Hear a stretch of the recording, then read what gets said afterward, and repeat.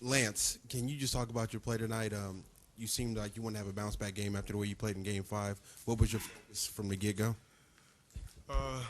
Last game, I felt like I played not to my ability, and I couldn't wait for this game. I couldn't sleep, and I was very focused for this game, and it showed today. And I want to thank my teammates. We played hard and we played together. We played as a unit, and we took care of business.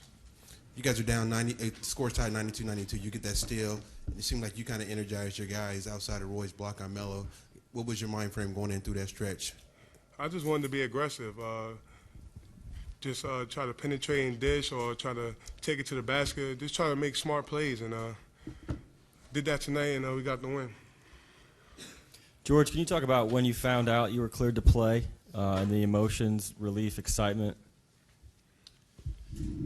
You know, I was kind of very excited. You know, I found out around 12 or 1 o'clock today that I was cleared by the NBA to go out. Had a lot of tests that I had to do last night and this morning, but this was a game that I couldn't miss, and I couldn't wait to get out there with my teammates and just try to help them win a basketball game. Lance, this round back here. This round last year, you obviously we had the attention for a different reason. What does it mean to you to be a part of what happened this year after what happened last year? Oh, it's great.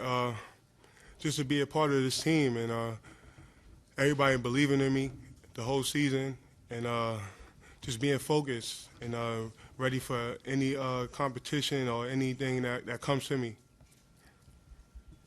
Gentlemen, can you just talk about the range of emotions from the standpoint of nearly a year ago to the day, the Miami Heat closed out this ball club on your home court, and now a year later you've closed out the Knicks, moving on to the third round. But just talk about the experience, the maturity of the team, and how you've progressed as a unit. I tell you the truth, it all started when David West got here. Just the attitude, the culture of the team really changed to a tough, gritty team. Paul really played well. Lance came into his own this year. I mean, G-Hell brought his experience from San Antonio. We just really went through some ups and downs at the beginning of the season, and then we know that this is just step 2 right now. Miami's a tremendous team, but we're going to learn from those mistakes. Our bench is a lot it's more solid than it was last year, and I think we're just figuring things out a lot, quickly and learning on the fly. And coach is really relying on us 5 really to get things done. And we're playing more minutes, but we're a young team and we can handle it. Well, I think we talked about this last year. Thought we were up 2-1 last year. We dropped the ball. This year we were able to go up 3-1. We talked about this, we felt all year, that we were in that top 2 in the East.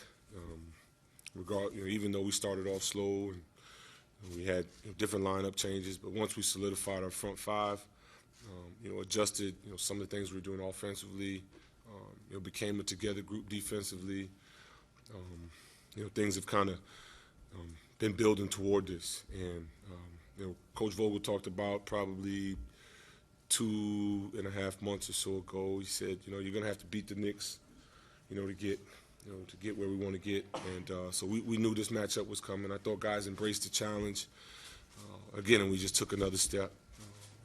Everything with this group is about growth, about taking the next step, embracing the challenge, regardless of what it is, and regardless of where it is in terms of time.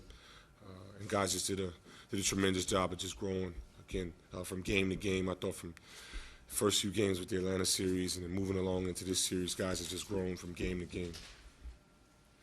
Roy, I wonder if you could just talk about your matchup with Chandler in the series and how you went at him, and if any of you other guys could just comment on the job he did. I mean, Tyson is, last year's Defensive Player of the Year, first team all defense, and he does a great job of, making things tough for you one-on-one. And, to tell you the truth, I know I'm not going to have big scoring nights, but I try to do the dirty work, try to get as many offensive boards, and just try to create extra possessions.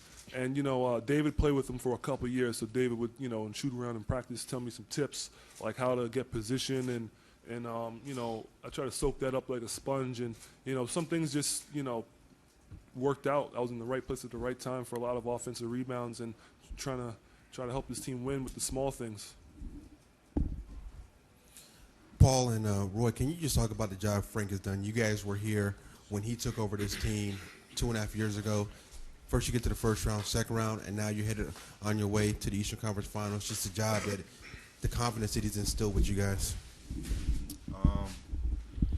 Well, really, you know, him, you know, making the tweaks in our offense was for the better. I think he really highlighted a lot of strengths in all of our games, and you know, him preaching, playing together, and it just brings so much. You know, it really does. It brings togetherness amongst us. You know, everybody's playing for one another, and I mean, he really just changed the whole locker room. I mean, it's positive vibes. It's positive energy. You know, we all pulling for one another. And I think that's the biggest thing out of anything he's done was, you know, just instilling the play for one another and play together has really gotten us, you know, to play with so much confidence. I mean, to tell you the truth, like I said, it's all about culture and how we go about our business. Before Coach took over, you know, we weren't built for, you know, deep playoff run. We were built for, you know, shooting threes and getting up as many threes as possible. I hear guys like, you know, David and other guys who come onto this team, and they tell me the scouting report for us, you know, when the other coach was here. And, you know, just when things turned around, you know, like the whole culture changed. We have assistant coaches who I believe could be head coaches in this league. We got the best assistant coaches. And I have a feeling one or two of them may not be here next year. But, you know, we got coaches and the whole culture just really went to like a tougher, just gritty in the paint and go to the free throw line. I've never seen this kid shoot more free throws in a series before, and that's a testament to how Coach turned things around. David, when you saw the way Lance sort of grabbed hold of this game from the start, I'm wondering, you know, what were you thinking, you know, in terms of compared to Game 5 and you know what that might have meant for tonight? I just thought he came out with the right energy and the right focus. You know, we all know you know how talented and gifted you know Lance is, and you know all year you know when he plays well, you know we play well and we win. You know we understand that again he's one of our main cogs in terms of you know the improvement that this team has made. But again, when he's aggressive as he was in the beginning of the game. Taking advantage of his size. Most nights he's bigger than the other two guard, physically stronger than the other two guard, particularly in this series.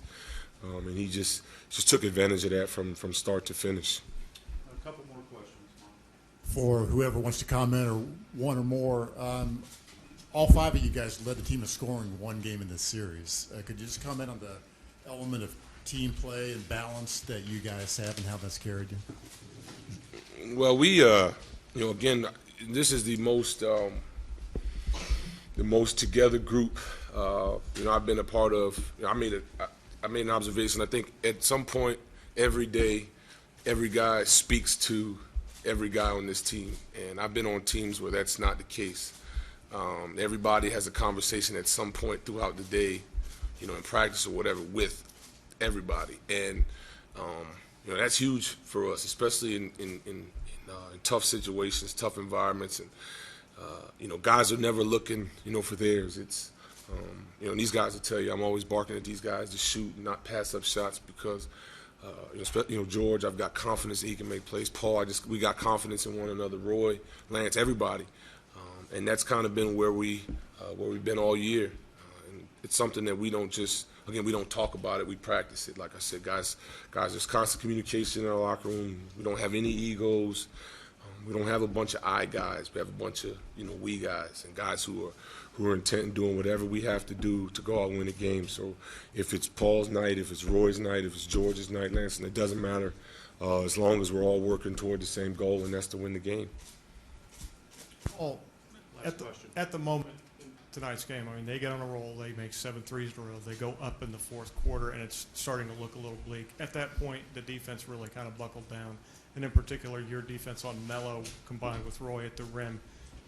seemed to give him fits. What was the mind? Because that could have been a point where you guys got rattled. It could have been a point where things went the other way, and yet you dug it in and immediately turned it back around. What was going on upstairs when that was happening? Well, we knew at some point, you know, they was gonna make a run, and you know that's what they do. They shoot the ball well from the 3-point line, and I mean when we made our adjustments, you know, it was to really buckle down and guard that 3-point line, and that's what we do. You know, we've been number one guarding the 3-point line and guarding the paint. So we just start pressuring up. You know, we really start playing defense on the perimeter, and Roy did an unbelievable job of being straight up and really making it tough for those guys to finish at the rim. So I think when a guy like Melo gets hot, the whole team starts to shoot the ball well, and then once we kind of neutralized Melo a little bit, the whole thing shifted. So it was just us staying together. We knew at some point that they was going to go on a run, but we did a good job of staying together and really just rallying back.